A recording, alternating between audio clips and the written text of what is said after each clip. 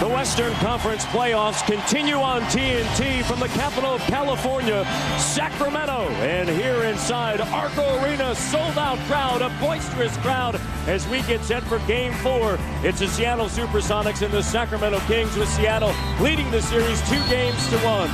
I'm Matt Devil alongside Rex Chapman and John Thompson. As we get set, it is time to check out the McDonald's starting lineups. And of course, for the Sacramento Kings, are coming off with a huge win in Game 3 here, with Mike Bibby leading the way. 31 points for Mike Bibby. And of course, he is certainly a key for the Seattle Supersonics. Rashard Lewis, Reggie Evans, Jerome James, what a series he has had. Ray Allen, Luke Ridnour, and for the Kings, Peja27p, Kenny Thomas, Brad Miller, Cuttino Mobley, and Mike Bibby. And coach, when you take a look at this setting, it is a difficult place to play. One of the things Seattle wants to do, they want to get Rashard Lewis involved. He was just 2 of 10 from the field on Friday night in Game 3. Well, one of the things Rashard has to realize is that he's an all-star now, and this is the playoffs. He's got to work a lot harder because he's going to get more attention, Rex.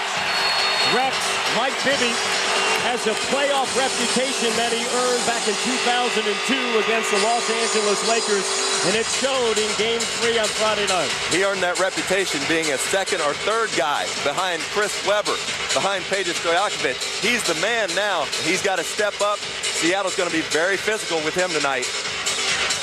Rick Adelman telling us that it has been an adjustment for Mike Bibby, but Bibby broke through in game number 3. Getting set and controlled by Seattle are 3 officials: Bernie Fryer, Jack Neese, and Bill Spooner, veteran. Lewis, shot doesn't go.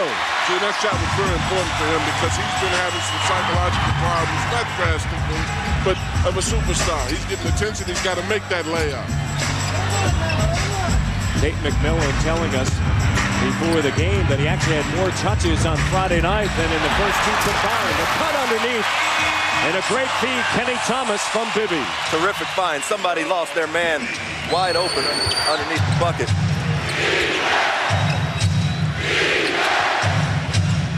Here's Jerome James. Back down move. He's been tough to handle. And there's the beast, coach. There's the beast. Watch out, they'll be calling him Big Game James here pretty soon. James, ahead. Get out of the way. I'll tell you what, that's pretty impressive right there for the big fella. 7'1", 270 pounds.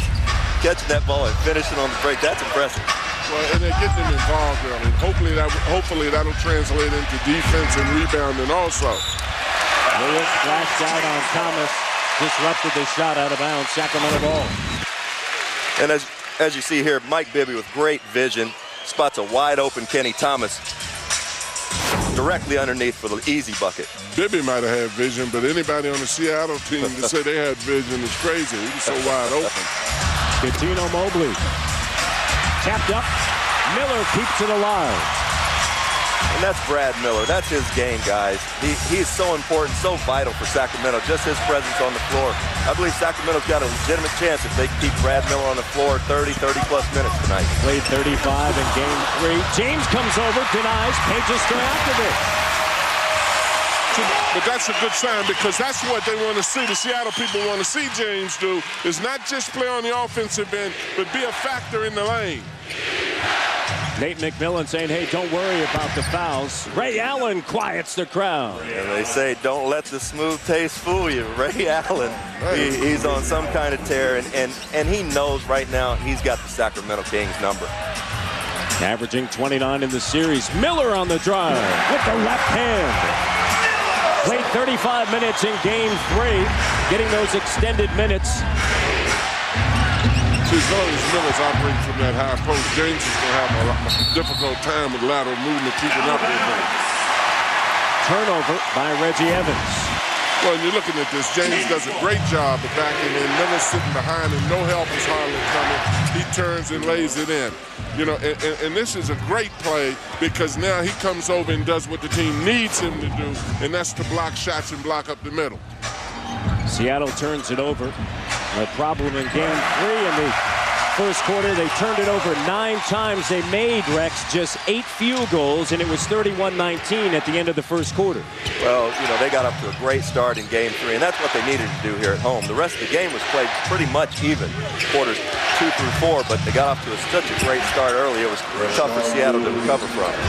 Lewis, silky smooth as he lays it up and through. You know, we mentioned a second ago Brad Miller's presence for the Kings. He's vital for so many reasons, and one is Peja27p. Peja is used to getting the ball.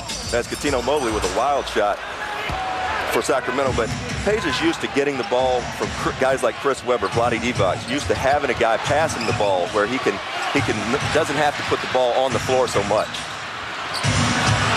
Lewis from outside spills out. Neither team has shot the ball from downtown well in the series.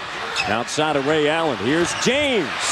Not his game out there. Well, he knew it too because when he shot it, he ran back to defense. That wasn't because he thought he was going to make it either. I better get back here before somebody says something. Here's Brad Miller wide open. Knocks it down. You talked about how key he is. It's also the fact that he makes Mike Bibby comfortable. He makes Mike Bibby comfortable. He makes Peja comfortable. Those 3 guys have been part of the nucleus here in Sacramento for the last few years. And Peja's just got to have his eyes wide open with the addition of Brad Miller on the court, Coach. Well, and the other thing Miller does is he takes James out of his nest. Anytime Miller's operating from that high post, James is going to have a lot of trouble in going out after him because he can drive by him or hit that shot. James with a rebound. And really, that's what you want to do. You want to take a guy even defensively from his comfort level, make him defend in spots on the floor where he's uncomfortable. Allen posting up. And foul. Yeah, speaking of, and there's got to have, Sacramento's got to come and help. They got to come and help Cuttino Mobley. Ray Allen is he's an all-around player in this league. He's done it at such a high level for so many years now. But, you know, you can't leave Cuttino Mobley on an island there if you're the Sacramento Kings. Rick Adelman telling us that we have no answer for him, and one of the things that made him so tough in Game 3 when he scored 33 points is that he was able to get to the free throw line, and Ray Allen was 10 of 10 from the line in Game 3. Well, one of the reasons he's so dangerous is because you have to respect and send so much help at him on his jump shot. And now he goes under Rex and posts a guy, you're going to foul him because he can hit you so many different ways. He's made 19 straight from the free throw line, including those 2. Seattle by 1. Close to 5 minutes in. Game 4 here at Arco Arena. Miller. In the corner, Stojakovic drills the three. They've been waiting for that. Now, that's a direct result of Brad Miller's presence on the floor. Luke Ridnour makes a nice coast-to-coast move, but that was all created by Brad Miller. Had he not been on the floor there, he doesn't get the double team in the post, the quick kick out to Mobley, and a 3 by Peja. Thomas Cutting loses the handle, and it's Seattle basketball. But as you see, Brad Miller drives, great defense by James, kick out, quick pass, touch pass, and Peja doing what he does best, catch and shoot. Lewis, tough shot, earns the foul underneath. And the foul starts the Kings, number 52, Brad Miller. You know, one thing is quite obvious. Peja no way can guard Lewis from the perimeter to the basket because Lewis is just too quick for him. If Lewis settles down and just takes him, it's no way that Peja's going to guard him once he has the ball in his hand. He can stop him from getting it in his hand, but he can't. He is the same matchup that James has with Miller at the other end from the outside. It shouldn't be. You make a great point, Coach. And one thing that Dwayne Casey, Seattle's assistant, said today, they want to get Rashard his post-ups early. They want to get him in transition early in the clock. Great pass. Great pass from Bibby. But they want to get it where the double team doesn't have time to come, where he can go quick, use his quickness against Stojakovic. Stojakovic with 7 points early and a turnover underneath by James. Here's Bibby into the front court. Sacramento doing all this without the backcourt of Bibby and Mobley, as Bibby misses the attempt, tracked down by Seattle. Here's Allen quickly ahead. Ray Allen with a quick, gave him the tell Jerome James to come down and set the screen. A little behind the back signal to the big fella to come and set the screen, and rewarded with a nice pass.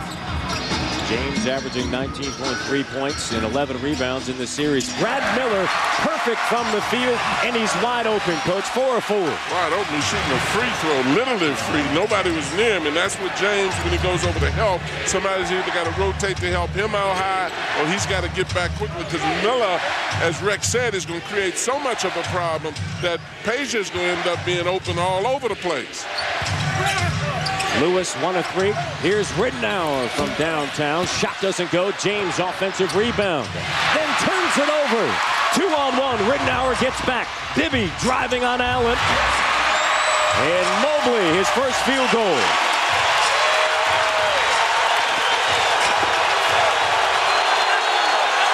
Sacramento by 3. And a timeout taken by Nate McMillan with 4:43 remaining in the first quarter. Well, see, this is great movement by Peja, because Peja is not a guy with the ball. He moves well without the ball, and that's what he took advantage of. Now Miller's wide open. James is nowhere near him. I mean, these guys have got to meet their energy level. The 2005 NBA Playoffs on TNT. Brought to you by Southwest Airlines, official airline of the NBA. By Dodge, you can take life as it comes, or you can grab life by the horns. Dodge. By Miller, there's good enough, and there's better than it has to be. Miller, good call. And by McDonald's.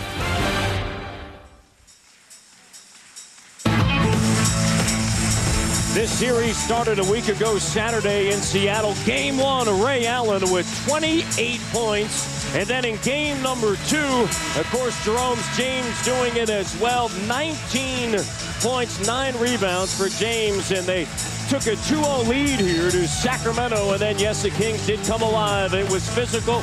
Brad Miller setting a deafening screen on Rittenauer. Mike Bibby with 31 points, 5 shy of his playoff career high at 36 he earned in Dallas a year ago. And yes, they do believe here in Sacramento because of this home court advantage they have here. They do believe. And one thing we need to say, Mike Bibby, before the game, was telling me, you know, it's very important that Peja comes out and gets off early. He's had a tendency the last few games, if he misses a shot early, he's done. He doesn't want to shoot anymore after that. So he's gotten off early, and the Kings also have gotten off early. A different looking Vladimir Radmanovic checking in, and the first shot doesn't go. I refuse to talk about Vladimir's hair. Bibby, coach was talking to him about the look. Yeah, I was asking him to recommend a hairstylist. He told me my hair was too short. Mobley drills it. Well, we've seen a big change here already, and that is that they've realized Brad Miller is too much for Jerome James. Jerome James has taken a seat on the bench, and Reggie Evans, the fleeter-footed Reggie Evans, has come in and taken his place. Rittenauer in and out, tapped up by Evans, and Thomas comes down with it. Sacramento by 6. Radmanovic challenges Miller. The pass underneath. Radmanovic handles the rebound. Good job by Vladimir Radmanovic. Very good job, but a terrific pass by Brad Miller. He's such a nice player. Seattle basketball. See, and this is the trade-off. Down at the other end, Miller created such a problem for James. James is not in the game right now. But now when you come down to offense, you don't have James's presence. The way James is going so well offensively, it takes a lot of pressure off of Sac right now because they don't have to be concerned about him inside. But those are the choices that coaches have to make. You sacrifice your offense or your defense right now. And what a luxury it is to have Brad Miller back. Now, he can take a break. Rick Adelman can get him a couple minutes on the bench while Jerome James is out and while they've got Reggie Miller in the ball game. Bobby Jackson checking in. Played in just 25 games this season because of a left wrist injury. Talked to him before the game, said he's still trying to find that rhythm with his shot. Offensive foul. See, and that's one of the differences you see in the Sacramento team that Catino asks for a clear out. Usually, their teams in the past have passed and cut and passed and cut. But Catino is more of a guy who wants to use the dribble to go where he wants to go. Antonio Daniels, along with Nick Collison, Ray Allen, Radovanovic, and Evans. Mobley on Allen. Allen beats him off the dribble by Sangaila. Daniels with the shot clock down to 3. And a turnover. Right now you see Sacramento's playing a lot better team defense. They realize that it's a lot of quickness on the Seattle team, and their defense has stepped up in terms of support. Time for our Gatorade Around the Cooler, and we bring in the 4th member of our broadcast team, Susie Schuster. Susie? Well, Matt, the All-Star Rashard Lewis told me he's got a special surprise for Sacramento tonight. He touched the ball 35 times over the last 3 games, only resulted in 28 points. He said tonight the ball's going to go through his hands a lot more. Ray Allen actually said we have to take more efficient advantage of our weak side guys, make them so paranoid that they won't double-team Rashard. Now, Rashard also said he went to go see Triple X last night. Takes a lot of motivation from Ice Cube, who said, look, no one can stop me from doing my game. No one's going to stop me from doing my game. Guys, I know you guys are a big fan of Ice Cube, right? Well, I tell you what, I know Rex is. Well, without a doubt, Susie, and a terrific report. But you make a great point. Rashard Lewis, this is his first go-around being an all-star and playing in these playoffs. Bobby Jackson misses a jumper. But he's got to be more involved. He's got to get himself more involved. He's averaging 16 shots on the season. He's only getting 11 right now. Conversely, Jerome James, the big fella, he's averaging 15 shots, and he's taking 4.5 during the regular season. Well, and Rashard is going to have it much more difficult. Somebody needs to tell Rashard that you become an all-star at midseason. You become a superstar in playoffs. He's got to step up right now. That's a great point. And Lewis, 1 of 3, has 3 points. Bibby. Under 2 minutes remaining in the first quarter. And a foul. And it's charged to Nick Collison. See, and I give Rick Adelman credit for that call, because all the papers, all the talk has been about how physical this Seattle team is. The official makes the call right in front of Rick. That's good coaching. In fact, Nate McMillan telling us, hey, I feel like we got a bullseye in our back. And Rick Adelman's so unhappy with the way things went in the first 3 games, he actually sent a tape to the league office. Well, and Danny Forson says he's got a bullseye on his back, and right away, he and Corliss Williamson arm wrestling out here. Jack Neese says, no, we're not having any of that. Double foul, guys. Sounds like a shooter talking to me. I call it fattening frogs for snakes. Jack Neese, 27th year officiating in the NBA. Peja Stojakovic. Shot doesn't go. Darius Sangaila. Wake Forest product. Shot no. And it's Sacramento basketball. And Rick Adelman looking to get Sangaila a little bit more involved today. The last couple games, Coach, he's had the triple couple points, couple rebounds, couple assists. They need to get a little bit more production out of him. Well, and the guys off of the bench for Sac seem to be more aggressive. Stojakovic has 9, 4 of 5 shooting. Great sign for Sacramento. A terrific sign for a shooter. Sacramento's got to make it tougher on Peja, make him put that ball on the floor. Well, especially because he's so accustomed to the guys in the pass and making cuts, in which he's excellent at. He's not as effective when he's got to create with the ball himself. Bobby Jackson's just too small. He's just too small for Ray Allen in the post. They've got to come and help him. Allen ends a 9-0 run.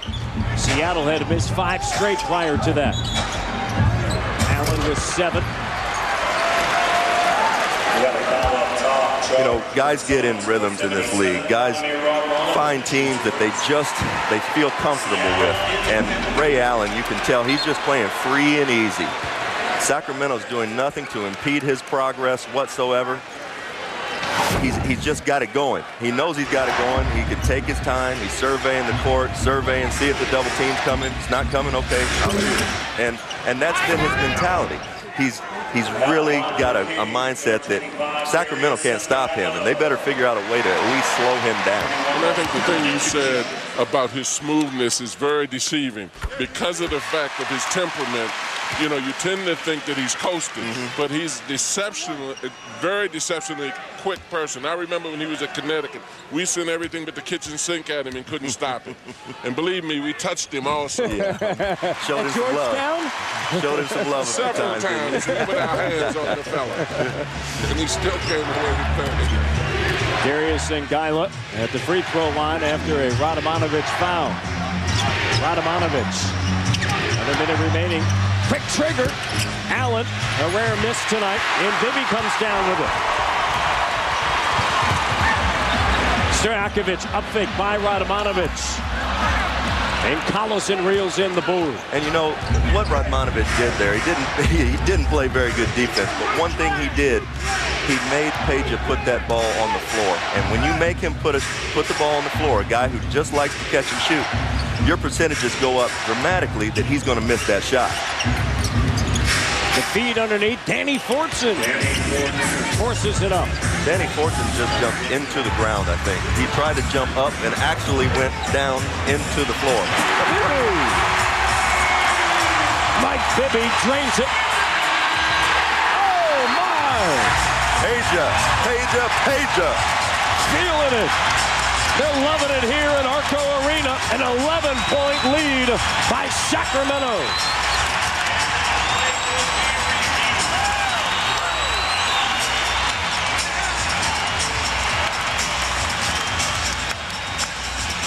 Just a heady play. Heady play by Peja Stojakovic. Sacramento on a 16-4 run to end the first quarter. Peja Stojakovic with 11 points. Boy, and you've got to definitely meet the challenge of this crowd here in Sacramento.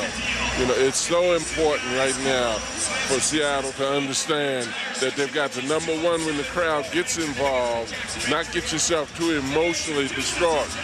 But when the crowd's not involved, you've got to meet the energy level of this team because Sac feeds off of the energy of these people. Well, you said it right, Coach. This, without a doubt, bar none, this is the loudest building in the NBA.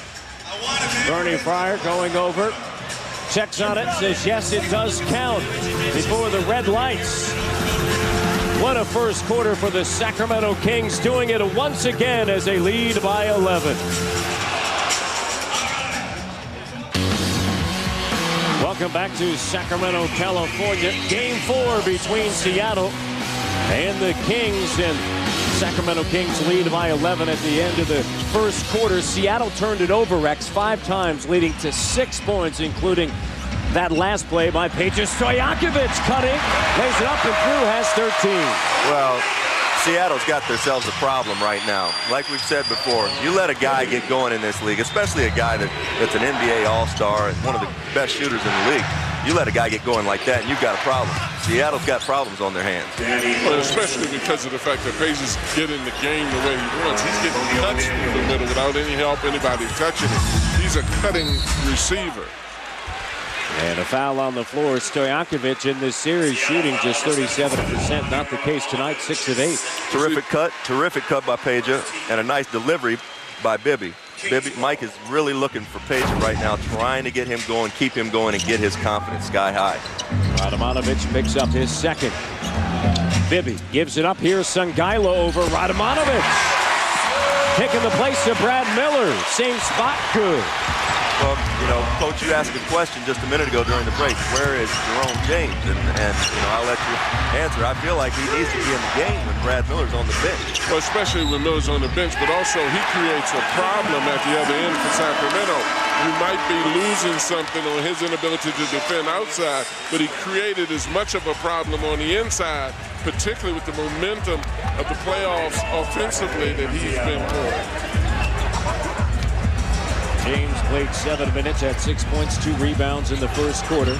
Foul on Lewis, his first. Corliss Williamson. And the big nasty foul. They'll go to the free throw line. Second on Fortson. Take a look back at the first quarter. Kings shot 50%. They shot better than 50% in Game 3 in the first quarter. You see the turnover, certainly a concern, but Brad Miller, perfect. Well, again, he just makes Sacramento a different team. Brad Miller developed himself into an all-star. He had a bad break with the leg fracture late in the season, missed a bunch of time, and he's just rounding himself back into shape. He's probably not going to be into great game shape anytime soon, but like we said before, the more he can be on the floor tonight and in this series for Sacramento, the better chance they're going to have. Well, one reason, because he attracts attention and leaves openings for a guy like Peja to cut and not have to use it off a dribble. And now Jerome James is back in the ball game, and let's see if he can pick up something on the offensive end. He's back in the ball game, but you know, I'm really calling on Rashard Lewis right now. Ray Allen's out of the game. Rashard Lewis has got to show and become that superstar player that you're talking about, Coach. He should have this all day, this matchup against Peja Stojakovic. Daniel's shot doesn't go. Here's Bibby with numbers. Gives it up. Carlos Williamson with the thunderous slam. Well, the transition defense was terrible that time. They've got a lot of guys that run up and down the floor like their feet are stuck in the mud with Seattle right now. Because anytime Sacramento pushes the ball here, the atmosphere changes. Not only you have the performance of the players, but the level of noise just increases in this place. Well, Corliss Williams does a great job of running, but as you see, Bobby Jackson busted it down the court, and he caused that layup. He caused the whole thing for Sacramento. Bibby with a great pass.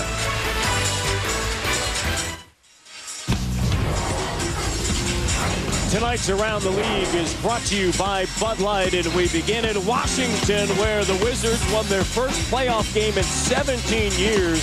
The last time they won May 8th, 1988 against Detroit, 106-103 in Game 4. Thumbs up for Boston going into Indianapolis. Paul Pierce and the youngsters for Boston doing without Antoine Walker battle back to tie the series at 2 games apiece. And thumbs down for this play. It's a vast distinction between being physical and being dirty. You know, it's unwritten code. You don't want to hurt a basketball player. It's one thing touching and pushing. That's totally unnecessary.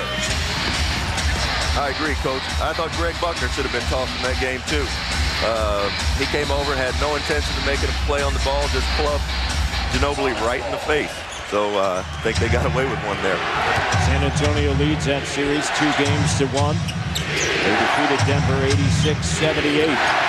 17-point advantage for Sacramento. Sangaila. Jackson. And Williamson cleans it up. See, and this is where James is a liability because of his inability to come up and down the floor quick in transition. They got 2 shots at that ball in an area where he should have been at least by the time of the second shot. Corliss Williamson played just 8 minutes in Game 3, already with 6 points in 4 minutes of action here in Game 4. Well, you know, Coach, I understand with the transition. Jerome James is going to be behind the pack, but right now there are 4 guys for Sacramento beating everybody for Seattle down the court. I don't understand that from Nate McMillan's bunch. Well, you're absolutely right, Base. Particularly if they expect James to block the middle up for them in a half-court set, somebody's got to give him some protection to help him to get back. But by the time they got a second shot, I'd like to see him back by then. Or hear him coming at least. Rashard Lewis, 5 points. That was a great move by Rashard, getting himself involved. Oh, what a nice pass. Jackson the feed to Sangaila. Ahead, here's Ray Allen. Costa foul. I mean, he's just as smooth as silk, as easy as you want it. Never changes expressions. Terrific outlet pass and a beautiful, beautiful finish by Ray Allen. Well, and also, if Rashard Lewis wants to get involved a little bit in the offense, he's got to get out on the wing, too, because now he's getting so much attention in half court because of his ability, which is a compliment to him. But get the lanes the same way Lewis is doing. I mean, the same way that Ray Allen is doing right now. Let's send it over to Susie. All right, guys. Nate McMillan telling his guys we're not stopping anybody. They're pushing us under the boards, getting second and third stops. Now, Ray Allen did go over to Jerome James. He's a calming presence on him, reminded him to simply play within the offense. The ball will come to him. Now, guys, McMillan still scripting the ball to get to Lewis a lot. Guys. Thank you very much. Knocked out of bounds, 5 ticks remaining on the shot clock. And another great point, Susie, you know, as Susie was telling us this morning, Jerome James is still a puppy in this league. Still a puppy, some guy with a great rebound. But he's still a puppy in this league. Ray Allen has to take him under his wing, guys like that, and calm him down from time to time. Ray Allen got it. See, and Lewis running got him that shot because the defense gravitated towards the lane, and he was open. That's what I'd like to see Rashard do. Get out. He's quick enough to get out in the lane and get some easy baskets in transition. Rick Adelman's not going to let Ray Allen get going too much. Ray Allen.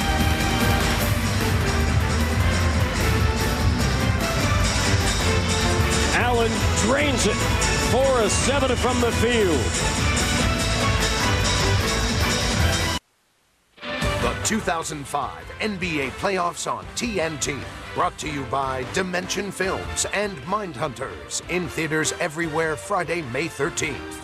And by the United States Postal Service.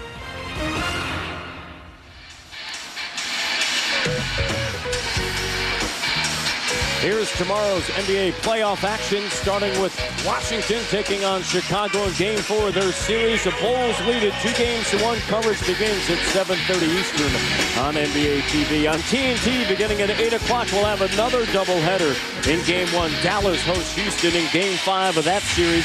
Tied 2 games apiece, and yes, the visiting teams have won all the games. And then, of course, in the second game, San Antonio taking on Denver, and the Spurs lead the series 2-1.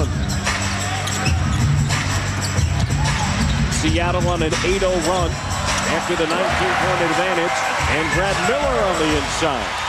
Brad Miller's feeling a lot better. His conditioning's better, you can tell, and he's starting to get some wind. He's getting some confidence back. 10 points for Miller, 5 of 6 shooting. 13-point game, and Rashard Lewis gets fouled. Kings foul number 16. Jerome James is just having a tough time keeping up with Brad Miller. Brad's not considered fleet of foot by any means, but he's an awfully tough cover for Jerome. When he's making that jump shot, he's awfully good. And the difficulty is when he has larger guys guarding him and he can face up. A lot of guys who are accustomed to guarding people with their backs to the basket have a lot of difficulty when you force them out on the perimeter. I know earlier he created an awful large problem for Jerome James. Now Lewis is having some difficulty. What he also does is command support.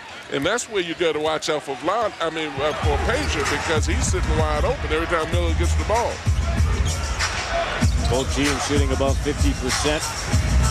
Seattle cutting into that 19-point deficit. It's now 11. Turnover. Ridnow into the front court. Looking for Allen. Transition 3. Too strong. James reels in the rebound. Allen cutting.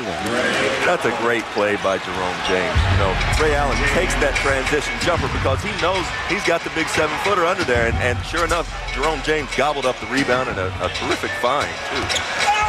Jackson gets bumped by Jerome James. Seattle foul number 13. He is fouled. That is his first. 13. Latino back for the Kings. You know, Ray Allen just keeps moving with the ball. He keeps moving. He's always looking, always trying to find it. You know, a scorer always wants to find that ball. He's going to find it eventually. And Jerome James' presence commanded that 4 guys were around him. Not only did Allen get an open jumper, but he got a beautiful cut to the basket because of James being in the hole. Jerome James on Friday night in Game 3 didn't pick up his second foul until the third quarter. And from the coaching perspective of the Seattle Supersonics, they said, hey, wait a minute. You're typically picking those things up in the first 10 minutes of action, and they felt that he wasn't doing the job defensively. They said, don't worry about the foul trouble. Just go do your thing. Lewis comes down with it. Well, I'm talking to Nate, too. Radovich. Well, now Seattle is making the Kings look vulnerable in transition. Both of these teams leave a lot to be desired in getting back to defense right now. 14-2 run over the last 3:10. Cutting it to 7. Stojakovic. Here's Allen. To Jerome James. Count it. Plus the foul. Ray Allen has energized this Seattle team. He's not letting them go quiet into the night. I know that. Ray Allen, as you see right here, gets out on the break and spoon feeds the big fella with a nice finish.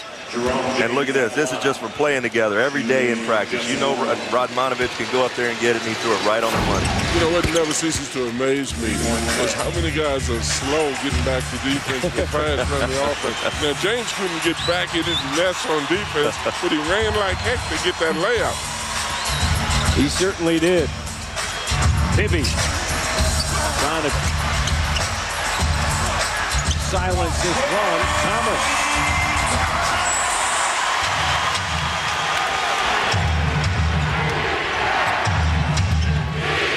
This game right now is more at Seattle's pace, I believe. They want to get up and down the court. They've got the guys to get out and run. They want to get Ray Allen and Rashard Lewis up in a transition game. Allen. Weak side forward, Stojakovic.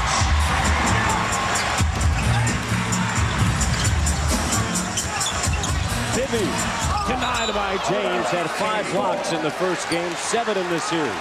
They call that, Coach, smothered chicken right there. Well, and that's exactly right. Once you afford him an opportunity to get in his nest, which is under the basket, he's very effective. A lot more difficulty, as you see right here. Makes a good block because he has his feet planted and he's in his comfort level. But between foul line and foul line is where he has some problems. Kenny Thomas using his quickness. And Kenny Thomas going right by Radmanovich. Radmanovich has 2 fouls, so Kenny Thomas knew that, goes right to the bigger guy. Vladimir Radmanovich knocks it down. And that's got to be a great sight for Seattle fans and Nathan Millen and company, because he's been really struggling with his jumper. And he gets the fast break dunk a little bit ago and comes back and strokes the 3. It's the last 19 games of the regular season because of a stress fracture in his right fibula. Radmanovich averaging just 6 in the series. Here's James. Another find by Ray Allen. Beautiful pass by Allen and beautiful cut by James that time. Terrific hands. Terrific hands to catch that pass. That's not an easy pass to catch. A little bit behind him.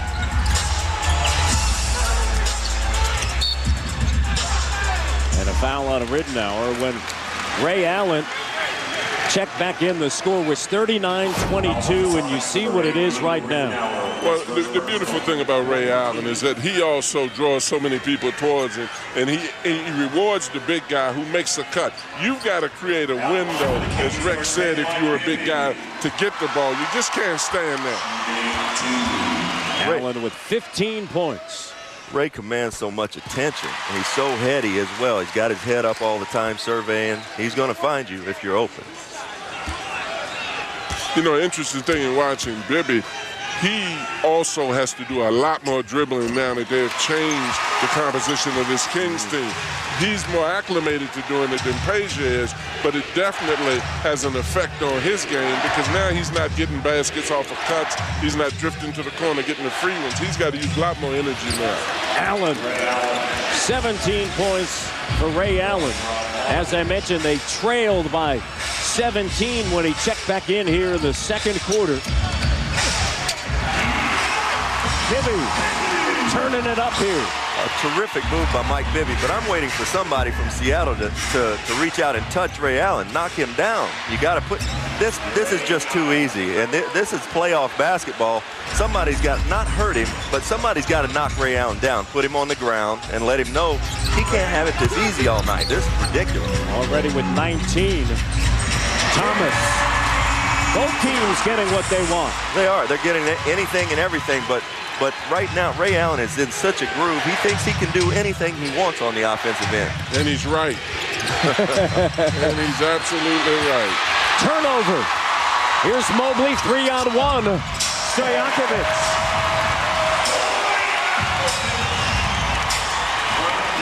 goodness. That was an ugly fast break. 3 guys running right down the middle of the court. I'm surprised that no spacing. Just terrible defense. Deflected by Miller. Another turnover. Bibby.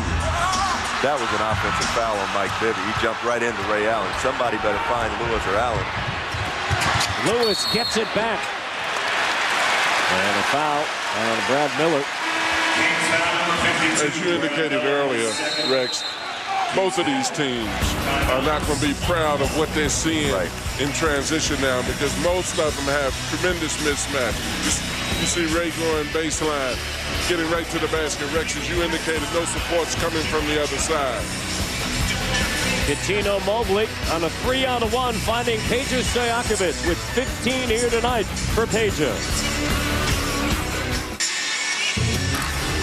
Ray Allen, 5-time All-Star, having his way here this evening with 19. 2 guards are a special breed. They are just so tough to handle. And how about that quick trigger, catch and shoot? He can do it all night long. How quick? 0.65, that's how quick. Rex Chapman, he was quick. I don't know if he was 0.65 quick. Ray Allen, how about this one? 0.69. You gotta catch and shoot. Rex Chapman, he could do it. Ray Allen, the 5-time All-Star, is doing it once again. 12 of 19 here in the second quarter, and certainly one of the best in the business. And Ray Allen averaging 29 points in this series, Rex. Well, he is the best in the business now, but once again, the comparisons to Ray Allen, I don't know. Normally when my name is thrown around with Ray Allen, it's usually to say that Rex Chapman is no Ray Allen. Well, see, now I was getting ready to say that guy on the left side of your screen, somebody needs to hit him. The same way he was talking about Ray Allen. Flatten him down. It's playoff basketball. They did. The problem was every time I got touched, I broke a bone. Made out of tissue paper, unfortunately. He was Ray Allen. And that scene there, just so quick. But two words that every 2 guard needs to learn. You got to learn to play against good defense, but you got to learn the 2 words. Too late. You see somebody flying at you, you let it go and holler, too late. But you got to get it off. Kenny Thomas. Lewis snares the rebound. What'd you say, Coach, today? That there's a lot of people out there that can shoot? Well, the key to it is not being able to shoot. Everybody that plays basketball can shoot, but very few people can get their shots off. The guy in the circus with his girlfriend shooting for a teddy bear can shoot. That's exactly he would be in the NBA if shooting were the only thing, but Ray can get his shot off. Lewis turns it over again in the lane. Here's Stojakovic driving. Draws contact. Stojakovic fouled. And while we have a moment, let's check in with Ernie Johnson down in Atlanta. Ernie? All right, thank you, Matt. Coming up at halftime, Kenny and Charles will be here to break down the first half, and we'll have the highlights of the Suns' sweep of the Grizzlies. And, of course, that means the Grizzlies have gone fishing. And wait till you see the photograph Kenny has with the Grizzlies on vacation. There you go, Matt. Thank you very much. The first week for the Suns in a series in 10 years. And so they wait on Houston and Dallas. Well, Kenny ought to have a nice fishing trip this weekend with Jason Kidd, Vince Carter, as well as Jason Williams, I should say. I wonder if the Czar is on that fishing trip. Kenny Thomas, second chance. Bibby. And a foul. You got to like what you see out of Peja27p right now. Mike Bibby's doing a great job of finding him, but confidence is such a beautiful thing. Peja gets a couple shots to go early, and now he's getting the foul line, which is an added bonus for him. Well, he definitely seems to be more aggressive. You know, he's stepping up to the pace. Check out NBA TV for highlights, breaking news, press conferences, and behind-the-scenes action during the entire postseason. NBA TV, your home for complete playoff coverage. Stojakovic with 18 points here in the first half. Both of these teams leave a lot to be desired defensively if they expect to continue on in these playoffs. you know, right now, particularly the transition defense of both of the teams has not been something that neither coach could be proud of. I agree with you, Coach. And like we said, we were talking earlier today, I don't know, you know, I'm of the mind that neither one of these teams right now are playing well enough to go into the other building and win on the road. It's a very difficult thing to win on the road in this league. And so far, it's held true. The home team has won, and I don't know that Seattle right now, with the way they're playing, has the wherewithal to come into Sacramento in a tough environment and win a basketball game. Coach, as you said, Rashard Lewis, this is a different time for him, a different experience. Comes in with 8 playoff games under his belt, but he's an all-star now. And so all of a sudden, that double team and the way they treat you is certainly a lot different, and it shows. Well, particularly in playoffs, as I said earlier, you know, you're an all-star mid-season. You're a superstar at the end of the season in the playoffs. Bibby has made a name for himself in the playoffs. That's just too easy. Radmanovich has got to push up, put some pressure on Mike Bibby, and make him drive around him where he's got some help. Well, particularly because you know that Bibby now, Weber is not here, Vlade's not here, he could give them the ball and make cuts, but he's the focal point. You trap him, you beat on him a little bit out here, make him work a little bit harder. The 10th turnover by Seattle here in the first half. And Sangaila gives it right back. And I think that's one of the things that you bring up, Coach, and it leads to what you said earlier, Rex, about this team. It's gone through a transition period. No Chris Webber, no Vlade Divac. And you're talking about 2 guys, Matt, that were excellent passes. Bibby's role on this team is very similar to Steve Nash with Phoenix now, which is a difference in the Sacramento style of playing. You know, we talked about the Princeton offense. That's non-existence right now.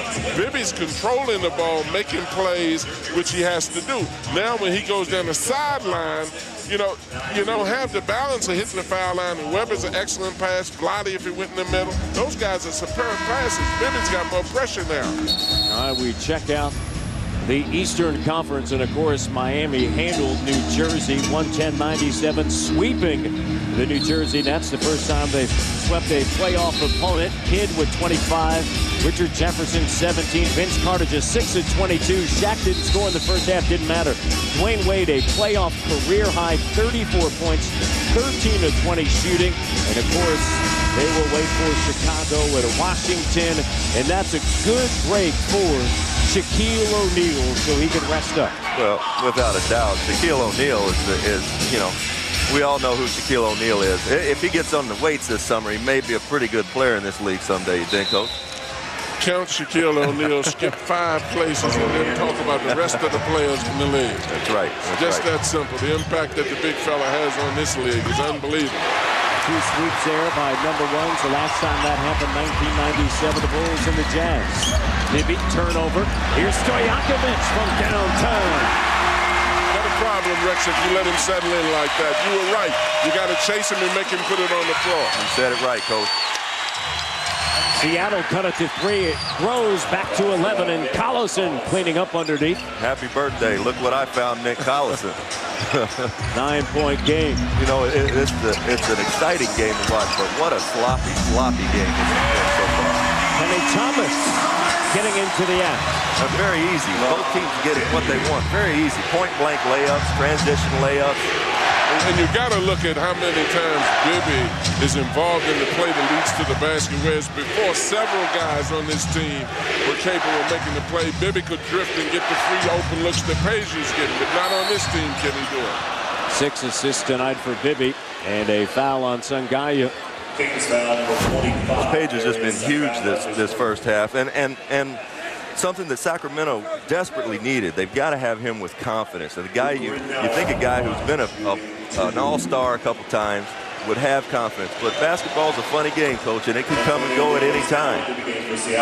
Well, and I have difficulty even calling a guy a superstar that we talk about. He's got to have confidence. Most of the superstars I know already have. I said all-star, not all mid-season. Yeah, not all all-stars are superstars. No, you're exactly right.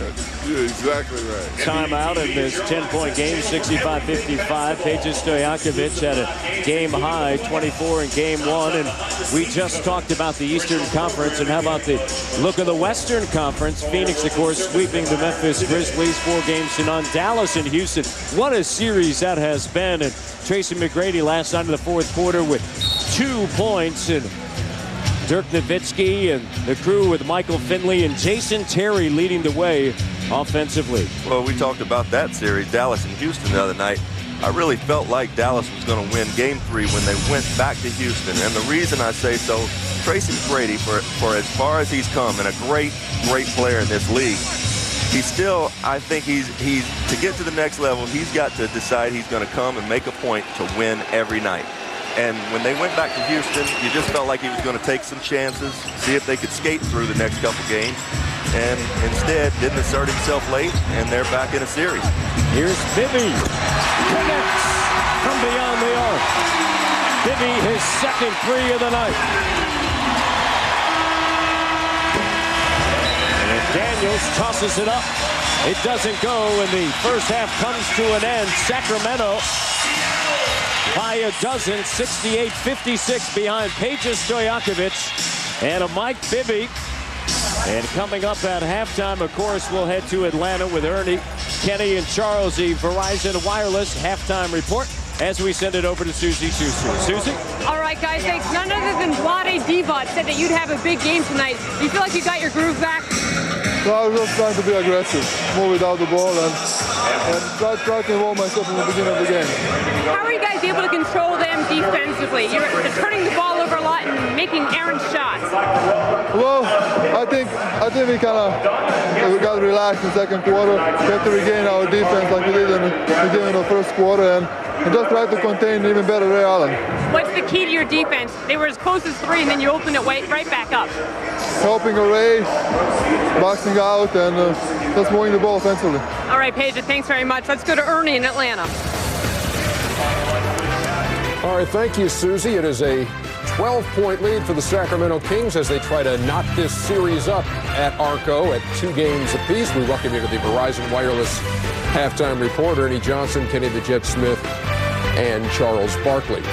I thought Rex Chapman made a number of good points in there. One of those, he said, I don't know if either of these teams are playing well enough right now to win on the other guy's floor. It has been a home court series so far. We were talking about that in the back. Because, we only going to work next Saturday if that's Game 7. Or you've been looking at the schedule. No, we're trying to figure out, Ernie, you know what? Just listen. Don't talk, just listen. So we're trying to figure out, because Ernie, I was just assuming you were looking at the schedule. You get to sleep at home every single night. So, we getting sick of the hotel. We're just figuring it out. But go ahead. That's exactly what he said. No. So I said, Kenny, neither one of these teams good enough to win on the other's home floor, so we're going to be working Saturday. Okay. So we are totally in agreement with Mr. Chapman. Just the kind of insight we were looking for. Now, how about 19 points? Oh, they're a little late with the shot. But they think they're funny upstairs. They're a riot. 19 points. Sacramento's running away. Seattle actually cut the thing to 3. How? Well, they cut the thing to 3. One, they started out the game going at Jerome James, and he was basically crab dribbling in. Bill Russell, dribbling in and scoring. But then they lost the defensive presence. And so what happened, they got it back. All of a sudden, Bill Russell makes people take tough shots.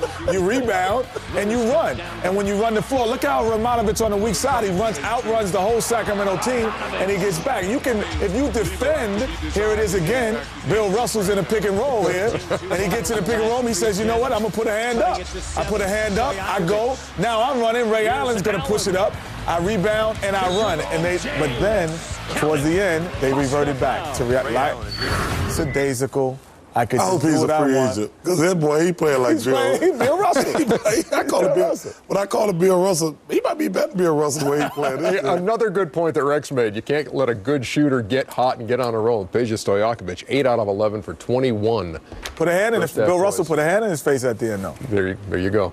Tomorrow night, another playoff Bill Russell doubleheader. lives in Seattle, too. Hey, you know what? Dallas and Houston going to Game 5. Back in Dallas, all tied up at 2 apiece, and then the Spurs looking for a 3-1 lead over Denver. It all starts at 8.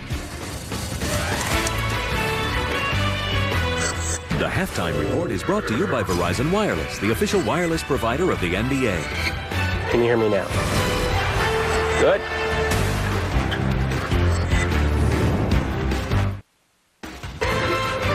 Back here on the Verizon Wireless Halftime Report. Suns in Memphis tonight, where the Grizzlies were playing without Bonzi Wells. He missed shoot-around. He played the other three, though. They were wearing, a few of the players wearing number 6 of Bonzi in his honor. In his honor? There's a lot of story there. Man. Yeah, there's a lot of story there. 64-62. Look at Pau Gasol going to work. So you said if they had Bonzi, they would have won tonight? No, I'm just saying that they're wearing those things because the guy missed shoot-around. And they said for some reason felt like they should wear those. At any rate, he was in a hurry to get to the islands. Well, he can go there. That was a dirty play, right? Matrix getting a little hot under the collar with Dante Jones. Jason Williams trying to keep the Grizz close, 110-105. But Quentin Richardson knocking down a 3, and the Suns are into the Western Conference semifinals. First time they've ever had a 4-0 sweep. 123. Charles, they never swept anybody? We had best of 5, never a best of 7. Okay. 123-115, the final score. Remember the old days? Yeah, Steve best Nash, of 5. 24-9, and here is the point guard.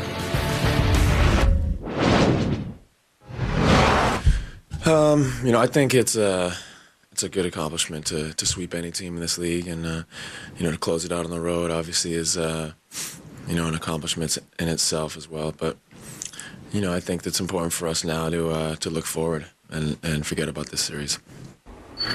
Speaking of looking forward, now this is kind of strange because they get either the Rockets or the Mavs. And in the Rockets-Mavs series, the home team has not won yet. And against the Rockets this year, the Suns were 2-2. Home team never won. Against the Mavs, they were 2-1. Home team never won. Isn't that bizarre? Sure is. Just an interesting little tidbit. Meantime, the Grizzlies go fishing. Oh, yeah. And where's the hat? Well, you know what? Wait. I thought you were supposed to wear the hat. Wait, but there's no fishing in Memphis, so I had to go down to Louisiana. I had to go right over. A lot of times they go across the line to Mississippi. No question. So I had to go. You get the hat, Chuck. I'll get the fishing pole out. And, I had to bring my crew out. I had to bring Elvis out. It was an Elvis sign. I got my wrist. Bonzi Wells. Hey, Bonzi Wells. We threw him overboard. Mike threw him overboard. And then, I had to wear my wristband in honor of Bonzi not being there, man. Oh, I tell you, there was a man overboard. You're supporting the guy who skipped shoot-around on a playoff game, and you're wearing the number 6. I had to wear the number 6. He got thrown overboard. How far have we gone? Yeah. Wait, and you're going to skip shoot-around on a playoff game. He was fishing with us. When you're down 3-0, there's really no need for a shoot-around. Oh, you're gonna skip shoot-around on a playoff. I know, it's like Will Chamberlain said. Listen. You're going to have me once tonight. You want me at shoot-around or you want me at the game? That's right. Hey, let's not get carried away. Bonzi ain't Wilt. Oh, okay. Sorry. Yeah, but Wilt ain't no Jerome James either. But Jerome is Bill Russell. No question about it. Go figure. 68-56, the Kings with the lead over the Sonics.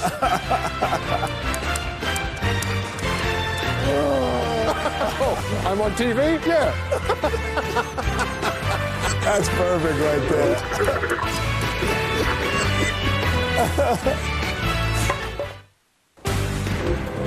Back here on Inside the NBA, or Inside the NBA, I should say, is coming your way later tonight. Highlights and post-game chatter, gone fishing pictures, and of course, Elvis with the wristband on too. Ernie had support of him too. He got thrown overboard. Man. Of all the pictures in your book, that may be the best.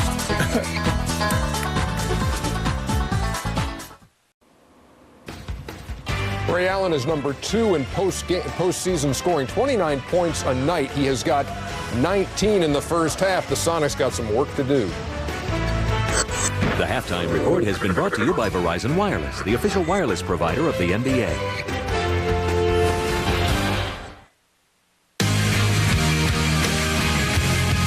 Sacramento, California, Game 4.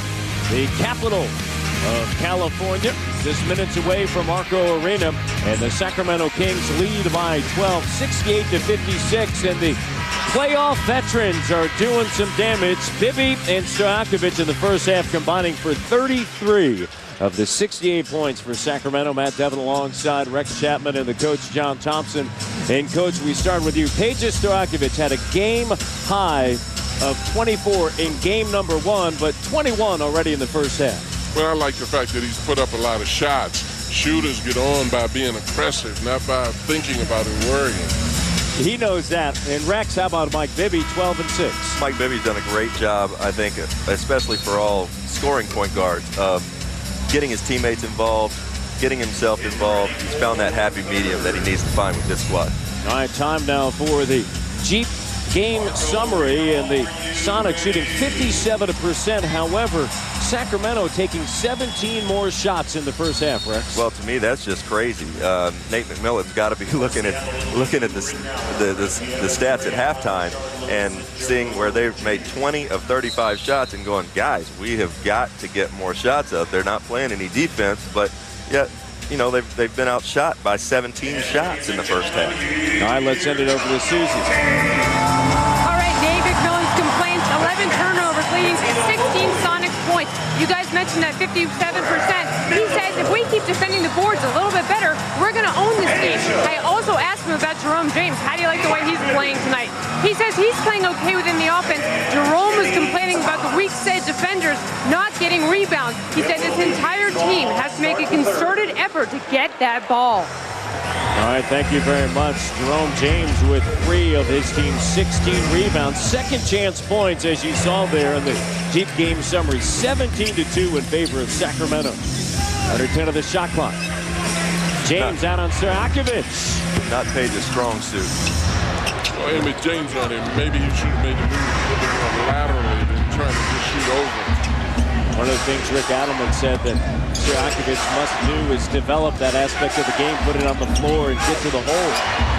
Rittenauer knocks it down. Of course, with Chris Webber and Vlade Divac, he could stand over in the corner, and he knew he was going to get it on ball rotation. And that was a good pass by James. One of the things postmen have to do is that once they get the double teams, you have to find the open guy. That's why Shaquille O'Neal is so effective, because he's a very good passer when people come at him.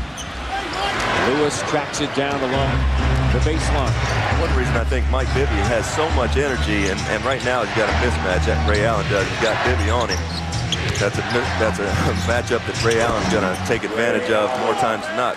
But they've got to do more of that with Mike Bibby. Seattle does. They've got to make Mike Bibby work on the defensive end. Speaking to him before the game, he said basically he's just a designated helper on the defensive end. They're letting Rittenauer shoot pretty much anytime he wants to from the perimeter. Here's Brad Miller. He made his first 4 shots. He is now 5 of 8. And if you see, Mike just kind of gives a little bit of pressure, ball pressure, and then he's going to help all over the court. Reggie Evans. And right here, a little mix-up. Patino Mobley couldn't get back in time. Ray Allen's just got too much size, strength, and athleticism for Mike Bibby. Ray Allen with 21 points here this evening. When he checked in the second quarter, Seattle trailed by 17. They cut it to 3 before Sacramento got on another roll. It was 12 at halftime, and a whistle and a foul underneath. And I like the way Jerome James did that time, rather than rush, because now he's getting recognized for his offensive ability. He read the defense didn't come. After passing last time, that time he made his move and got a foul. So he's, you know, really maturing as an offensive player. You're exactly right, Coach. He took time, looked over his shoulder, surveyed the situation, see if the double team's coming. If not, he's got a man 5 inches shorter on him, and then he decided to take him. But I don't know about those comparisons the studio made to him being Bill Russell. We're going to wait a little bit on that. They were kidding. They had to be joking. Yeah, you know they were. Not even close. Truth was not told in jest that time. Turnover. And of course, they both live in Seattle. That's the similarity. Yeah, that's about it. It ends right there. 6-point game. Sacramento turns it over. Rittenauer sends it to Lewis. Lewis, 2 of 4, has 11 points. Lewis had the ball in his hand that time. I know they're running something set, but I definitely think he can exploit Peja by penetrating on him. Peja doesn't have the greatest of lateral movement. He can exploit him right now. He's got to go quicker, though. Waited too long. He did. He waited too long and gave help. Gave time for help to come over. Mobley denied by James, his 4th block. You know, we're giving the big fella a little bit, we're giving the big fella a hard time, but he moved his feet well on there. But right here, Rashard Lewis got the offensive rebound, and instead of catching and going right away while the defense isn't set, he waited, gave Brad Miller time to come over. Brad Miller, not known for his shot blocking, but, you know, didn't give up much of a fight then. But she followed. Stojakovic knocks it down. 23 points for Peja on 9 of 13 shooting. He was just 3 of 11 in game 3. Lewis up top, in and out, and Thomas with the rebound. Take him to the basket. Make him move his feet. Rex, could he be thinking too much about his game right now? I think he probably is, and you're exactly right, Matt. Coach couldn't have said it any better. He's got to make Peja27p move his feet. He's got to make him. And right now, I think that Rashard Lewis is the one that's stopping Rashard Lewis. It's more in his head, and he's thinking about it way too much. He's got to make a concerted effort to get the ball to the basket, be aggressive, and make Peja move. Shot clock down to 3. Mobley. James with the defensive rebound.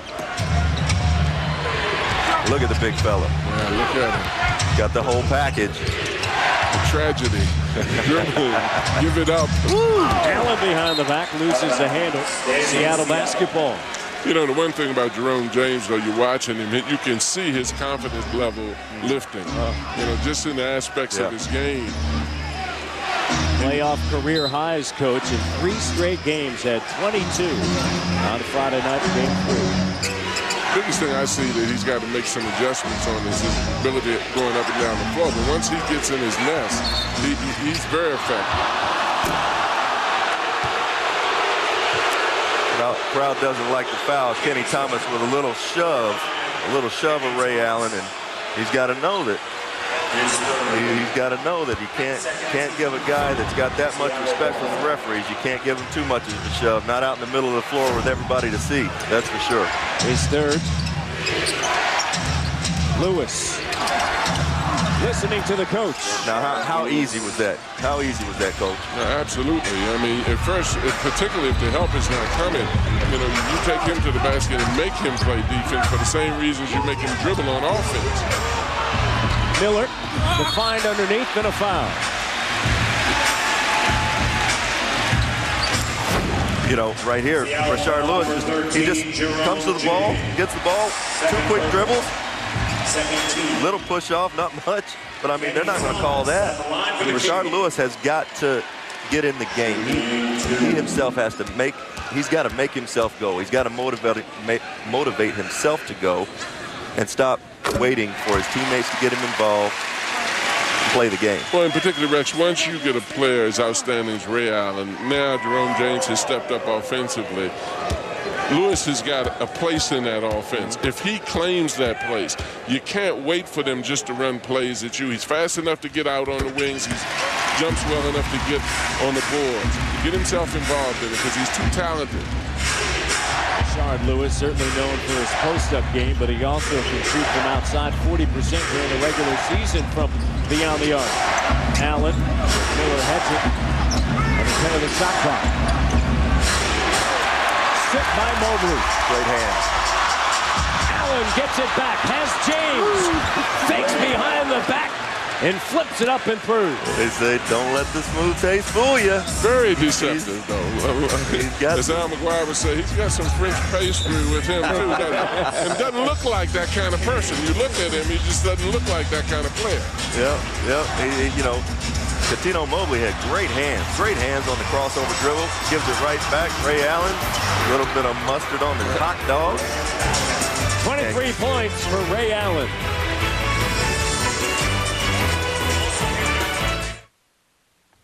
The 2005 NBA Playoffs on TNT. Brought to you by Jeep Trail Rated Capability. Only in a Jeep 4x4. And by Verizon Wireless. We never stop working for you.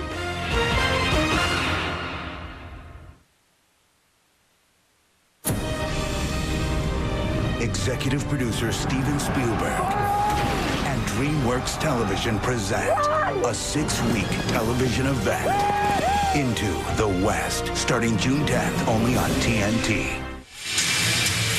In the West, earlier tonight, Phoenix swept the Memphis Grizzlies by winning Game 4, 123-115. Their first sweep in 10 years, their first ever 7-game series sweep. And you see the numbers that Nash, Stoudemire, and Marion. Outstanding series against, of course, the Memphis Grizzlies, and they await Dallas and Houston.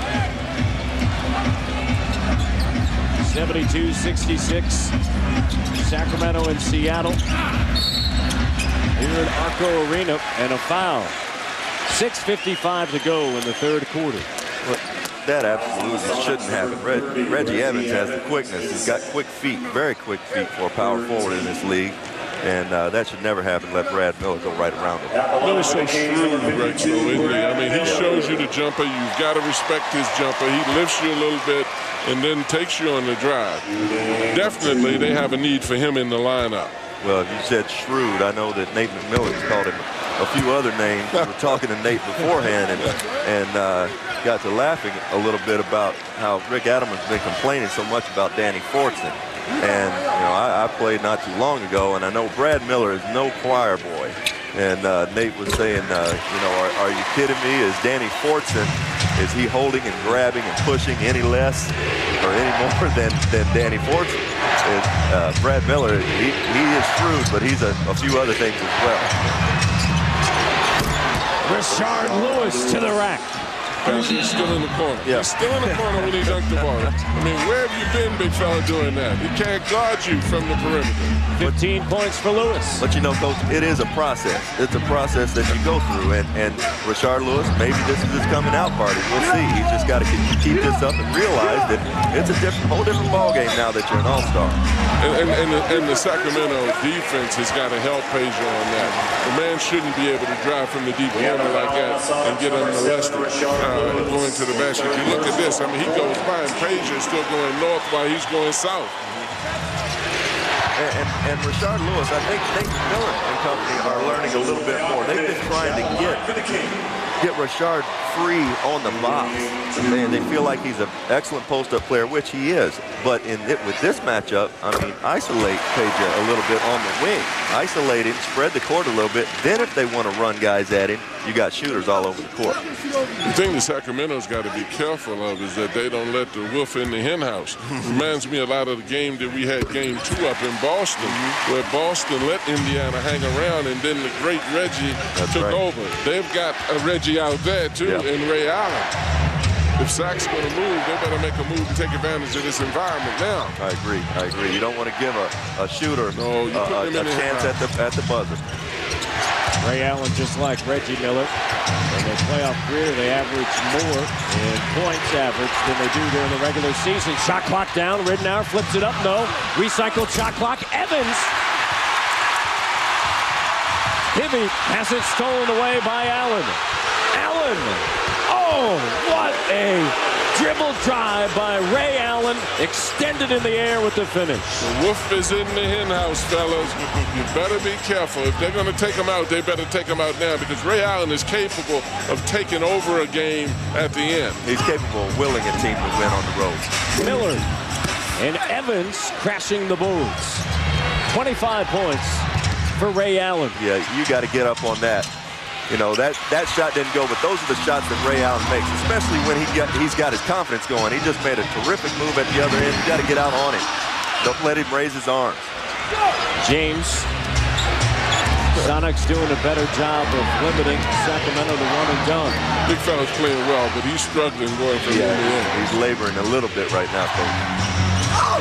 Lewis. I like that. Jump ball. It's okay. I like that. I like him attacking the basket. Ray Allen, right here, heads up play. Mike Bibby never saw him coming. And then look at this. Little one hand. Woo! That's just poetry in motion right there. And Rashard Lewis, he's being active. And like you said, Coach, you don't mind that. Jump ball, big deal.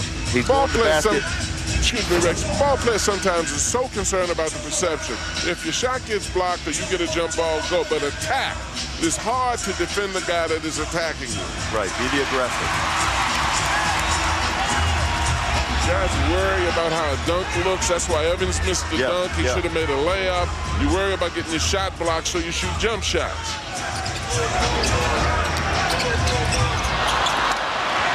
Turnover. And there's a prime example, Kenny Thomas. That's a play that Brad Miller makes. That's a play that Vlade Divac makes and Chris Webber makes. Kenny Thomas is not used to being in that spot where he's got to make those passes. James doesn't get the roll, and Stojakovic sends it to Bibby. 5-point game, Sacramento on top, game full. Evans, active hands, and heads into the front row, head first.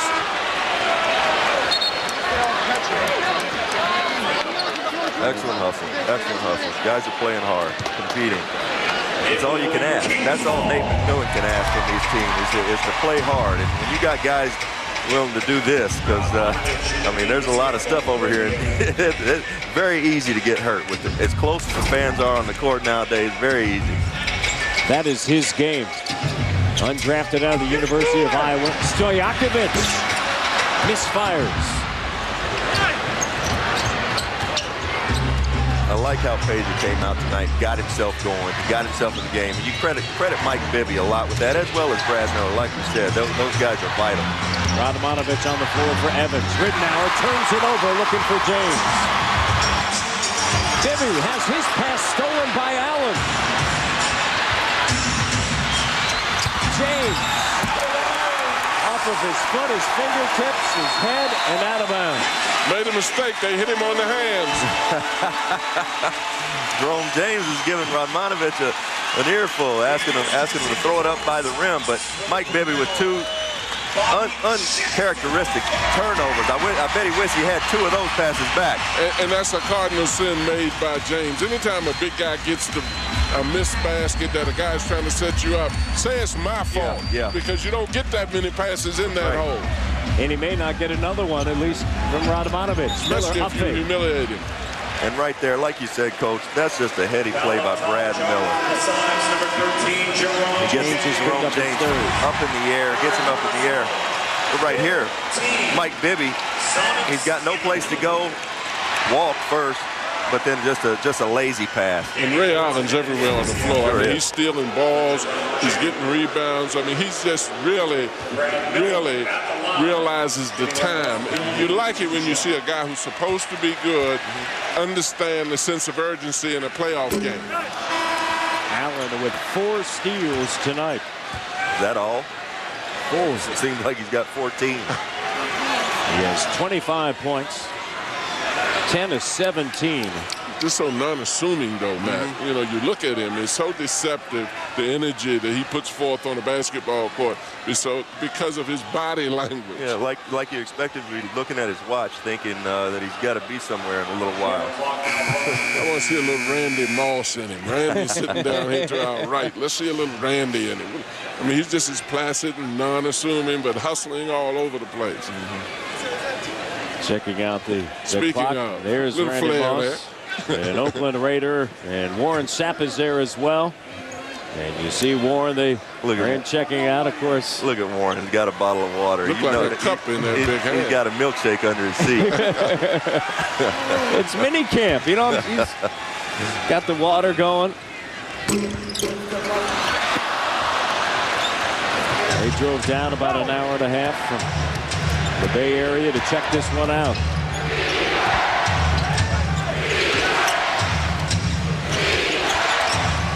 You got to chase Ray. You got to chase him. And now he's got a matchup he likes. Allen got it. You know, it's just as easy as he wants it, Coach. I mean, we keep saying it, but it's just as easy as we want it. And Cuttino Mobley, I know he's complaining right now that he's getting screened illegally, but he's just got to get into Ray Allen's shorts, in his shirt, do whatever he can. Knock him down. Nice move. Fortune comes down with a rebound. turns it over as he trips out of bounds in this 2-point game with 2:51 remaining in the third quarter. And Sacramento has gone 6 minutes without a field goal, but smooth Ray Allen is simply going off. He has 28 points, and he has quieted this crowd here at Arco Arena in Game 4.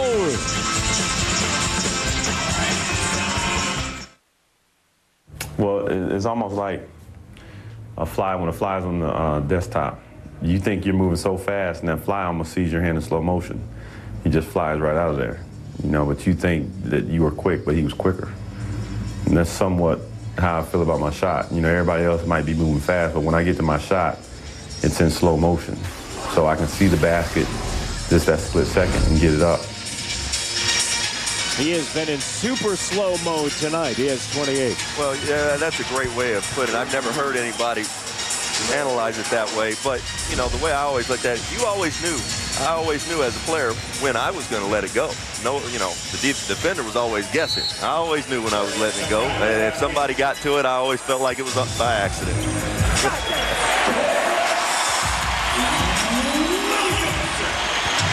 4-point game. Williamson has 8. Daniels, Radovanovic along with Lewis, Allen and Fortson for Seattle. Oh, that's too late. Ray Allen, quick trigger, doesn't go. Lewis, offensive rebound. You won't see Ray Allen miss many of those. You know, somebody has got to get with the guy. They've got to just stay with him. Help on nobody else. Flop it if you're going around those screens if you have to. Radovanovic squares up and drills the 3. And I like the fact that Lewis went to the offensive boards that time. That's the stuff that he's got to mix in there. There's not but so many shots in a set offense. You got to get out and get some other ways, and particularly if you're good and as athletic as he is. Very important 2 minutes. Oh, nice move by Peja. That shouldn't happen. Rashard Lewis has got to stay down better than that. He's guarding a guy that's got a quick release, but he's got to stay down, and he can't let Peja do that to him. Radovanovic, too strong, and out of bounds. Peja Stojakovic with 27 points on 10 of 15 shooting. Peja squares Rashard up. Just a quick sweep through and straight to the bucket. Rashard's too athletic to let Peja do that to him. But I think a very vital minute and a half for Sacramento. Mike Bibby on the bench. Going to see what they can get out of Bobby Jackson. See if he can give him some quality minutes right here at the end of the third quarter. Well, this is what Bobby used to do. I mean, he came off, he gave him a lot of fire, he scored baskets, and he's a very aggressive and confident player. Radovanovic got there late, and Mobley knocks down the 3. And that's a big bucket, generating offense when Mike Bibby's on the bench. The thing it also did is generate a lot of energy in this building. Yeah. Lewis working on the block. Fortson. And Danny Fortson is fouled with 3 seconds remaining on the shot clock as we send it over to Susie Schuster. Susie? Well, guys, Coach Thompson, you were talking about Ray Allen's demeanor and how calm he is on the court. He came back to the bench at that last timeout with a little dance move and a big smile. This is what it's all about for him. The way he takes the ball to the hoop, Kenny Thomas told me, sometimes he just says to him, how did you do that? It's contagious. Randy Moss is in the building. They have Ray Allen now dancing. Of course, Ray Allen in the final year of his contract. And Danny Fortson, you see his role. He's been doing it tonight, too. Just getting to the loose balls. Yeah, he is a dirt worker. We put that up there. He does all the dirty stuff. I mean, he's in the trenches, doing all the things that guys don't want to do, but there's a little dirt to Danny's game as well. He's not he's been called dirty a few times. And a blocking foul on Fortson. You know, had a chance to talk with Steve Nash, who played with Danny in Dallas last year, and said the guy is a great teammate. He's a great, if you have him on your team, you'll love him. And said that he's nothing like the way he's portrayed out here. Well, you don't need a security guard when you got him around either. That's right. But I think he gets picked on an awful lot too. Yeah, I think he does. Because he has a reputation, the crowd responds to everything he does. But a big fella like that has got to survive in this league by being aggressive. You see the doubleheader tomorrow night, Monday night. Game 5 in Dallas against Houston. That series tied at 2 apiece. What a great series. San Antonio and Denver. Game 4, and it all begins at 8 o'clock Eastern. San Antonio with a 2-1 lead over the Denver Nuggets. You know, you look at that series, Houston and Dallas. I still see both of those teams being a cut above these teams, Coach, that we're watching here, Sac and Seattle. You know, Seattle has shown this year that they can turn it around and they can play better basketball than they're playing right now. But the level that Houston and Dallas are playing, I'd have to go with those two right now playing better basketball than these. Well, I'd have to agree with you, definitely on that. Allen checks the shot clock. Screen set by Collison in the lane. It's just too easy. When is somebody for Sacramento going to knock Ray Allen on his butt? I mean, knock him down. Make the guy. He's probably going to go to the foul line and make a couple of free throws. But you got to put him down. He just got it too easy mentally right now. Well, you better guard him illegally because it's no legal way that this team has to guard him. Williamson. Shot doesn't go, and the third quarter here at Arco Arena comes to an end, and Seattle trailed by 12 at the end of the first half, and now as they head to the fourth quarter, it's a 4-point game. Sacramento on top in game 4. Peja Stojakovic with 27, but it has been Ray Allen trying to lead his team here in game 4.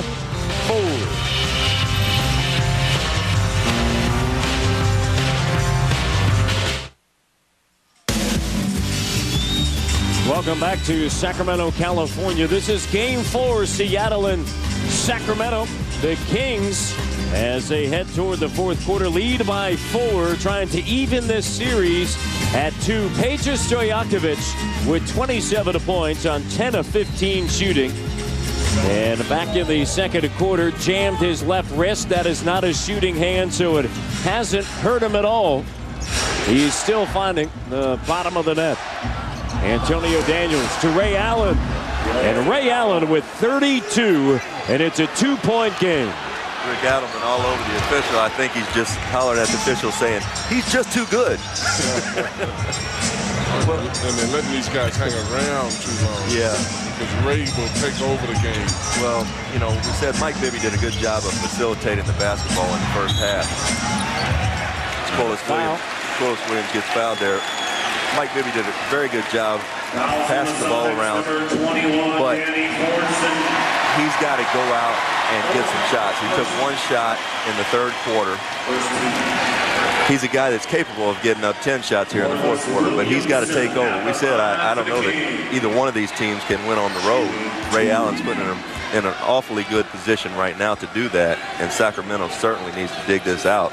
They want to stay in this series. Sacramento didn't capitalize on the environment. This crowd is so uplifting, and they've established a reputation as such, so that even helps and complicates the situation a lot more. But Bibby is tired now. Bibby has to play a different kind of game. This team is no longer a passing team. He's got to dribble everywhere and pound, and he's making plays for other people. So I guess it's a tough adjustment for him right now, right? Like you said, he's kind of like Steve Nash is for Phoenix. But he's their primary scorer on this team. Steve can take breaks offensively for Phoenix. Well, where's Weber and where's Vlade? He got his shots before from passes, not from a lot of pounding and dribbles. Offensive foul on Danny Fortson.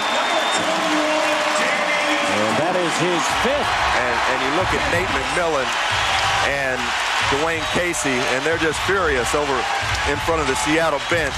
They do. They feel like Danny Fortson has a bullseye on his back. And they're right. They're absolutely right, because now he's established a reputation. That shouldn't be a surprise to him. It's not equal opportunity. Once you get the reputation for being physical, you've got to be shrewd with what you're doing. 5 fouls in 8 minutes of action. In the first 3 games, 11 personal fouls in 31 minutes. Here's Mobley stretching out the lead. And I don't know what Seattle's thinking, but Radmanovich cannot guard Coutinho Mobley. Not at all. And Allen quiets the crowd. He's just having a field day out here. Anybody in the building guard this man. 35 points, had 33 in Game 3 in that loss. They're trying to carry his team here at Arco. The misleading thing about Coutinho, he hasn't been actively involved in the offense either, and that's why you're able to put a bigger guy on him. But he is dangerous, as you indicated, Rex, particularly if they get out in transition. He's not a set offense player. Right. And they're going to look for Ray, and you know, he's begging for the ball right now. He should get it every time down. Only 10 of the shot clock. James, a strong move. Nice move by the big fella. 15 points by Jerome James. 1-point game, 88-87. The Kings are winning, but I really like the hand that Seattle's got right now. Williamson, and he is fouled as he makes a baseline move, and it's going to be charged to Jerome James, but look at this move. Number 13, Jerome James. He looks good on that. That running hook, that hook shot is becoming extinct. You don't see many guys use that as much because all the big guys are going outside shooting jump shots. But what I like about Jerome is he's not in a hurry any longer. He's reading the help before he attacks the basket, and this is a smart thing. Got to add a better passing game to his game, though. As you mentioned, as we send it over to Susie Schuster. Susie? Well, guys, no coincidence that this sonic spurt's coming after Danny Fortson gets his 5th foul. They say that when he's this aggressive, he motivates them to get themselves going. They love it when he plays like this. And by the way, guys, you're talking about Warren Sapp. He told me before the game he came here to watch Ray Allen. He's getting his money's worth tonight, guys. That's certainly the case, Susie. Ray Allen with 35. And Coach, you were talking about Jerome James playing with confidence. He walked into this building with a lot of confidence when we saw him earlier tonight, striding right across the floor. It's like a Hollywood movie star, Rex. He sure did. But Sac's got their hands full right now. They got Ray Allen, who is, I mean, going off. You almost just don't even react to it anymore. This game is so easy for him right now. Sacramento has more than their hands full. Ray Allen's doing anything and everything that he wants, and a veteran playoff team like the Sacramento Kings knows better than to let a guy have it this easy. They got to put him on his butt right now.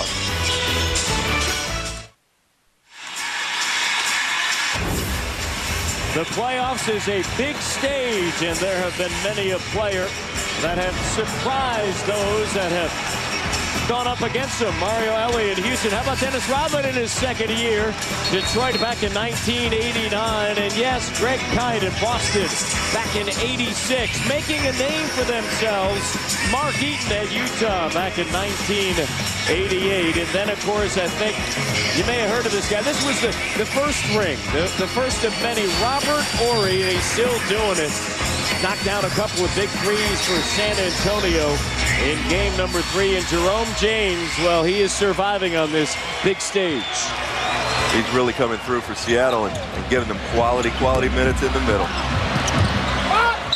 Lewis goes to save it out of bounds. Sacramento ball. You know, Coach, Nate McMillan made a nice strategic move. Reggie Evans has struggled somewhat tonight. Danny Fortson is in foul trouble. Nick Collison is in to play Brad Miller. He got Brad to commit an offensive foul last time down, but he's a heady player. He moves his feet well. I think it's a very good move for Nate McMillan and this Seattle squad right now. He's fresh and he's aggressive. He's playing with a lot of confidence out there, and plus he has that physical entity too that we were talking about. Allen has 38. Seattle with the lead for the first time since the 5:29 mark of the first quarter when they led by 16-15. Gets by Mobley to the hole. Now, 40. This is just, you know, I know Kenny and Charles are back in the studio right now just going nuts because this is playoff basketball. And Sacramento is going to be embarrassed when they watch this film tomorrow. Mike Bibby, Brad Miller, especially Peja27p. You got to put a guy down when he's, and I'm not saying hurt a man. You know, that's not at all what I'm saying, Coach. You've got to, I know I'm not either. You cannot hurt a guy, but you've got to put him down. And there's a way to do that. You played basketball long enough. You know how to do that. Put a pillow under. But this is embarrassing. Well, I know exactly what you're talking about. Somebody's got to touch him before he gets to the ball. And there's Nick Collison. Collison takes the charge. Kings, the 34, Carlos Williamson is 4. Very good move, I think, by Nate McMillan. Nick Collison is, like you said, Coach, he's fresher. He's hungry, too. Here's a guy who doesn't mind the physical contact he's involved. But had Fortson been in that same thing, I guarantee you that would have been a foul call because of his reputation. Exactly right. Ray Allen, his career-high 41, set back on June 1st, 2001 when he was with Milwaukee. And that was against Philadelphia in the Eastern Conference Finals. He has 40 tonight. Antonio Daniels. Happy birthday. Banks it in, plus the foul. Happy birthday. Oh, how about this? And you know, like you said, Coach, you know, as you see, good cross-court pass, and I don't know that he called glass, but it counts all the same. Hit on the elbow. Like you said earlier, Coach, Sacramento just let them hang around. They let them hang around and hang around and hang around. Well, the roof is in the in-house now because it's close enough for a guy as good as Allen to take this game over. And Sacramento missed that golden opportunity to put this team away, and particularly in this environment. The wolf is actually howling right now. Yes. 5-point game. Brad Miller, 13 points. Should be a fine each time down for Seattle if Ray Allen doesn't touch the ball. Shot clock at 5. Allen. That's good defense. Brad Miller did a very good job stepping out, hedging, getting the hand up. That's a tough shot for a right-handed player coming off to his left. This is where I think Bibby is broken down now because of the fact that he's got to pound the ball, he's got to make plays for everybody else, where he's not fresh enough now to use his offensive abilities to his benefit. Bibby, no. James controlling the glass, and that's something that they did in the third quarter. That's a very good call, Coach. You know, Mike Bibby with fresher legs, 6 minutes to go in the fourth quarter, makes that shot most nights. And you're absolutely right, Rex. Everything now is going to be touched by Allen. Yeah. If he doesn't take the shot, he's got to touch it. Collison gets the roll and the foul. And I see that Nick Collison has picked up in his very short time in the NBA the art of taking 4 steps to get to the basket. When you start to look at the body language of Sacramento now, those guys don't look with the confidence because they smell now that Allen is taking over. Beautiful pass by Ray Allen. A little pick and roll. The attention is coming towards him, and now he's making a play with the pass.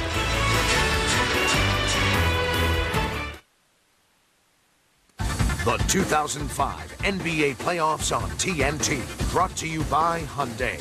See the full line of Hyundai's cars and SUVs. Visit HyundaiUSA.com. By Verizon Wireless, we never stop working for you. By Best Buy, thousands of possibilities, get yours. And by Sprite and Thirst, reminding you to obey your thirst.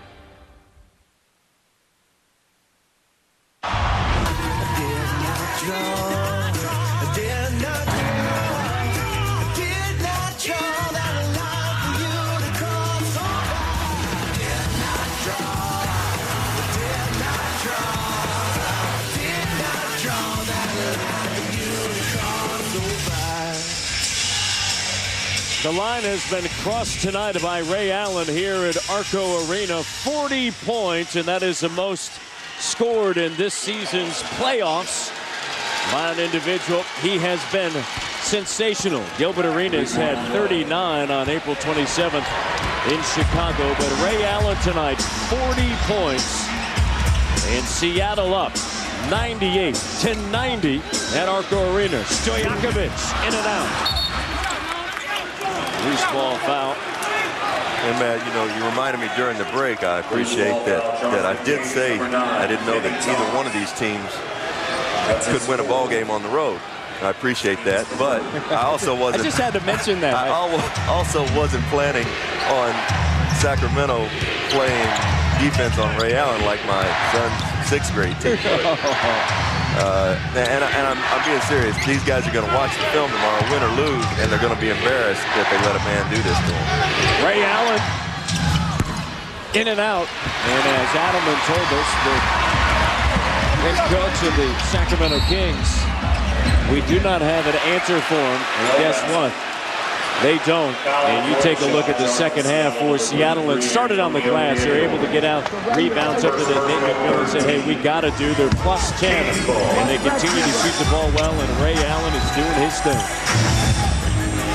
Ray Allen should be getting a little tired now. As you see Bibby falling short right there. Bibby's definitely, I think, being worn out by having to play the style that he's had to play. He's so accustomed, as I've said many times, I don't want to keep repeating myself, of cutting without the ball. Chris Webber and Vlade Divac not being here has a tremendous impact on his game. Maybe if Bobby Jackson were in the game and Bibby could take and utilize some of those screens and get off for pounding the ball some. Well, they ran so much of their offense through Vlade Divac and Chris Webber. Scores coming up on a Monday's schedule. Chicago and Washington on NBA TV. Game 4 starts at 7:30. Then 8 o'clock, Game 5. The Rockets and the Mavericks. That series tied at 2. And San Antonio and Denver as the Nuggets look to even that series at 2. A doubleheader on TNT. How about them Wizards? Finally got a chance to win a playoff game. First time since '88. That was against Detroit. All the hometown fans are very happy about that. They're still the Bullets.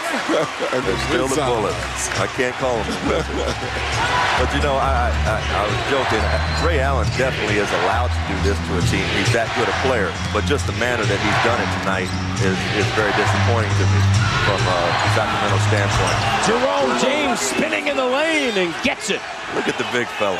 Look at the big fella. You can say what you want about the big fella, but he's definitely stepped up a level. And it's impressive that you do this in the playoffs. The good players come out during the playoffs and compete the way he's doing. Offensive foul, and there's Nick Collison on the floor as he takes the charge, his second charge of the night. Mike Bibby tonight, 4 of 16. Rex, what have they done to disrupt his game? Well, he's having to force shots now. He knows the time's running out. He's a guy that he's a big fourth quarter player always. Got a lot of, as Coach likes to say, he's got a lot of stomach. But right now, I believe that stomach is a little bit tired. Well, and that's the thing. I mean, I don't know as much as what they've done to him, as much as by losing some of the players. Every time he's involved in pounding the ball, Bibby's accustomed to using screens at times and shooting his own shot.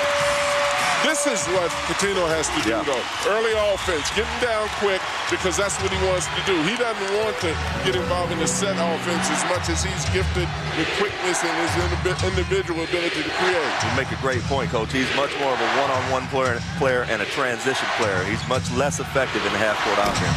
Rashard Lewis misfires, and Mike Bibby handles the rebound. And Coutinho's begging for it. As you see, he's just begging for the ball in transition. It's a 2. Thomas gathers a rebound in a crowd. 5-point game. And a timeout taken by Seattle. And that was a basket that Seattle would live to regret.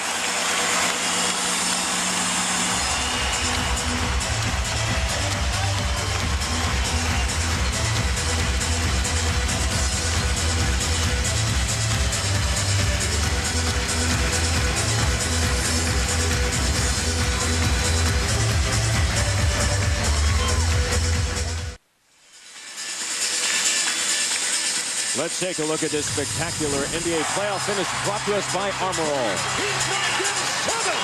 Chapman. Oh, 8 and counting. Three-point shot by Rex Chapman. Shot clock at 5. Rex, and he got the record. He got the record. 9 3-point shots for the boy king from Kentucky. The boy king of Kentucky. Well, Ray Allen has been the king of Sacramento's court tonight here at Arco Arena. A league playoff high of 40 points. He's one shy of his career high in the postseason. Yeah, what do they say? Even a broken clock's right twice a year, huh? You were right that night 9 times. He's just done it in such a variety of ways. And Sac really got their hands full because they've got a guy who's on a roll. Stojakovic.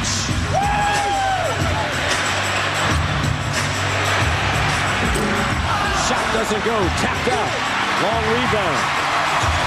Nice play by Kenny Thomas. And I don't know what that was. They had a brand new clock. And that's what Rick Adelman's saying. He's looking at Mike Bibby and saying, patience, patience, patience. Well, and Bibby's experiencing a little bit of frustration because a lot of his stuff is going short. But, you know, he's tired now.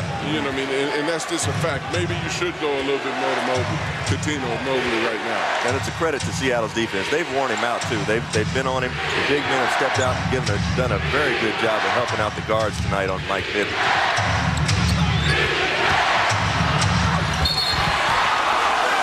Lewis goes strong and he's fouled. Well, and good things happen when you attack the basket because Lewis has a lot of skills. I mean, he's got good quickness. He can handle the ball. You're taking it to the basket. You got a chance to come up with the basket or the foul. But I agree with you. That looked like it was all ball. It did look like it was all ball. But, you know, Rashard Lewis, his game is not getting out on the wing and lulling you to sleep with the dribble. He's not a Paul Pierce type of wing player. He's a 1-2 dribble guy either way, but with the big sweeping long first step that he's got, he takes one dribble and he's at the bucket. And he's doing a good job of initiating, being the aggressor right now. And the great thing, Rex, about going to the basket, attacking the basket, you make the official make a decision. As opposed to you only come up with one thing on the jump shot, it's got to go in. Lewis 9 of 10 from the free throw line tonight. 17 points. And 4 of 11 from the field. Excuse me, Matt. I think that Sacramento's got to do a good job of getting Mike Bibby involved right here, however it is. Stojakovic on the drive, finds Thomas. Shot doesn't go. Miller, second chance. In traffic and a foul. Terrific effort by Brad Miller and Kenny Thomas underneath. But like we said, I think it's very important during these free throws. You get Mike Bibby, get a little bit of a rest. Hopefully they can get a stop at the other end and then get him into some pick and rolls to where he can make some jump shots. Coming up inside the NBA, presented by Hyundai. Following our game, EJ, Kenny, and Charles will have highlights from both games tonight, as well as post-game sound and interviews from our game right here. And Rick Adelman trying to find the answer to stopping Ray Allen. Seattle's got to find the answer to keeping him off the offensive boards because it's no excuse for that. The least you can do is knock it out of bounds and set your defense up when they're inbound.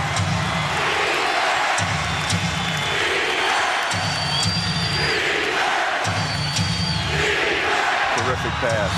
Lewis. 4 of 12 from the field. Collison, second chance opportunity. Good decision by Ray Allen. He could have rushed that shot. That's a veteran move. Thomas was begging for help that time. He's isolated with Ray Allen. Sometimes you're too open.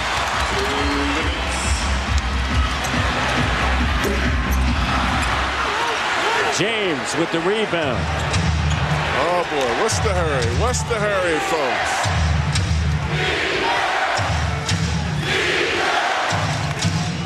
I like this with Nate Miller running a two-man game with his two best players.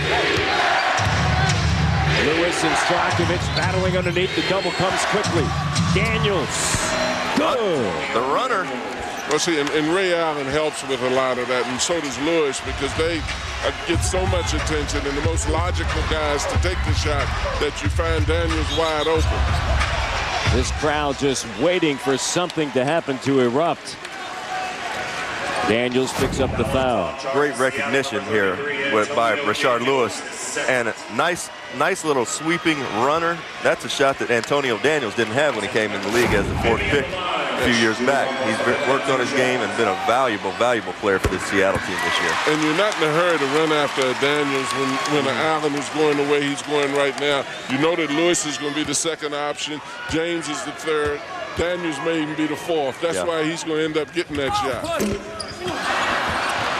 Bibby 4 of 17 tonight.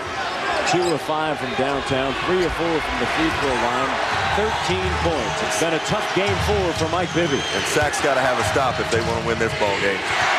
Allen. Mobley. They switch it up there. And Mobley knocks it out of bounds. 5 on the shot clock. Timeouts. You see the timeouts remaining. And a timeout taken. Seattle up by 6. And you need that defensive stop that Seattle's got to definitely capitalize on this possession. The Sacramento Kings trail Seattle on their home floor in Game 4. It's been Ray Allen's night.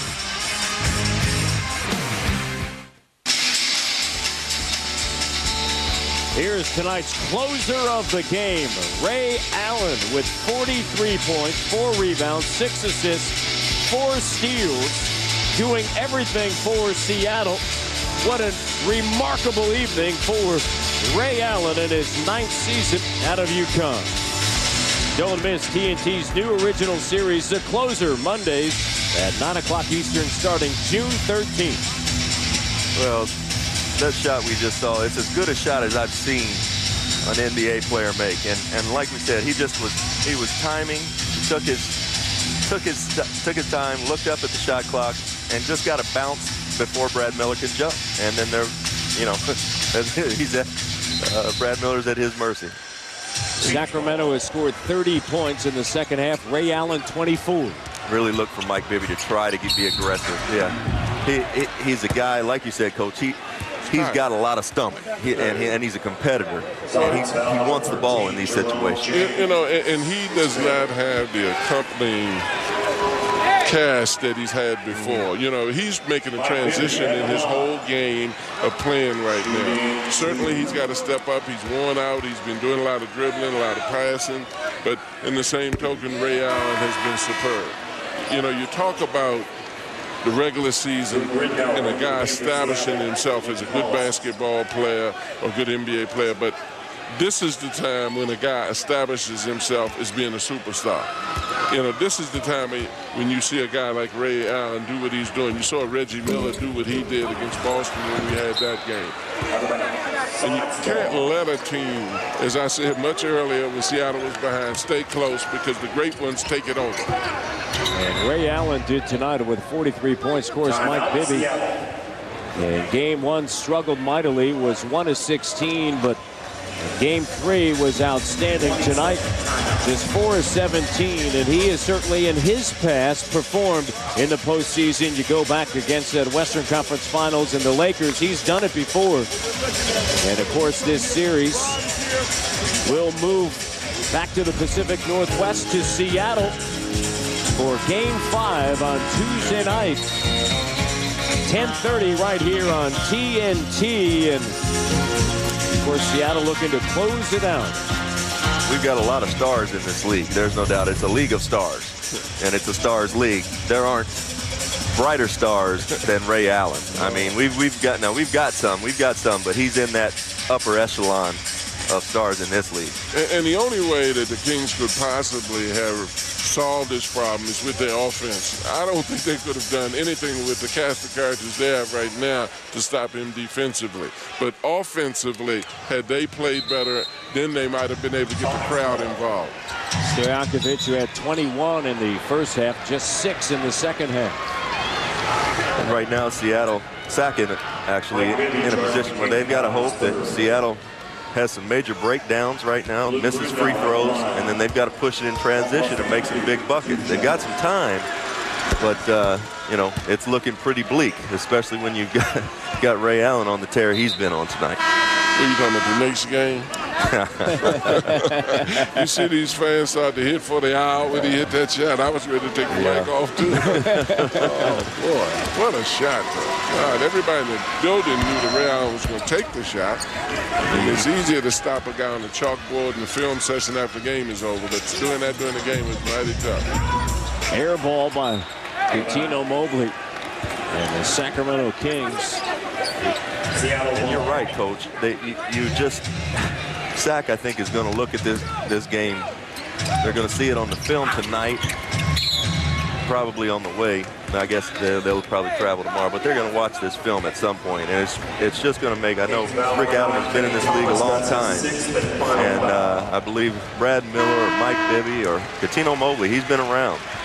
Peja27p, somebody's going to look at that thing and say, you know, Ray Allen is a great player, but he doesn't deserve the respect that we gave him tonight.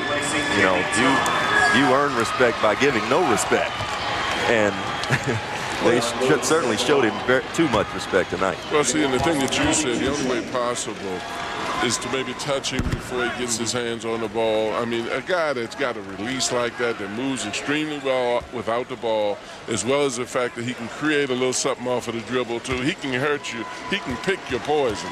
It's very hard to defend him with one individual if your team concepts are not stopping him.